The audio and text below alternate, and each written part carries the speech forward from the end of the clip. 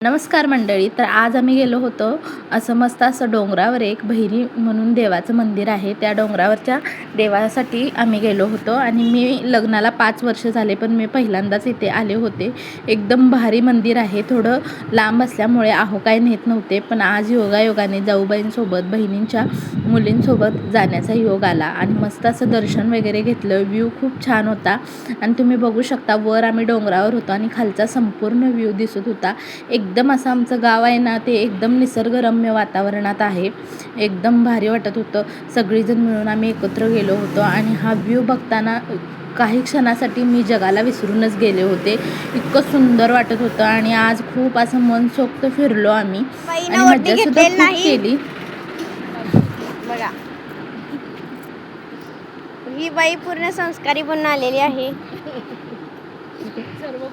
या बाईचा काय विषयच खलास आहे. आंबा चोर. असं मजा मस्ती करत ते आम्ही गेलो आणि आता वर तर आलो होतो भारी उत्साहात, पण आता आम्हाला हे उतरून सगळं खाली जायचं होतं आणि जाता जाता ह्या करवंदाच्या जाळ्या लागल्या. रिस्क घेऊन या दोघांनी करवंद काढली होती, कारण खाली घसरतीच होती, पण ह्यांनी करवंद इतकं जास्ती काढली ना, खूप करवंद खाल्ली. आणि अशी झाडावरनं काढलेली करवंद लगेच खाण्यात जी मजा आहे ना, ती कुठेच नाही आणि ही मजा फक्त गावाकडेच मिळते. आम्ही छान अशी करवंद काढून खातच होतो लगेच आणि खूप घरलासुद्धा खूप घेऊन आलो. इतकं भारी वाटत होतं ना, खूप छान वाटत होतं. इथं ना मोठं असं जांभळाचं झाड होतं. खूप वर्षाचं असेल हे जांभळाचं झाड. त्या झाडावर सुद्धा आम्ही जांभळे काढली.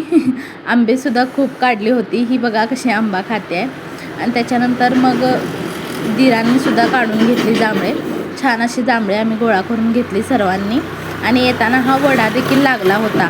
या वड्यातून आम्ही पाण्यातून इतकं मस्त वाटत होतं ना, खूप छान वाटत होतं. खूप आज एन्जॉय केला. आजचा दिवस खूप छान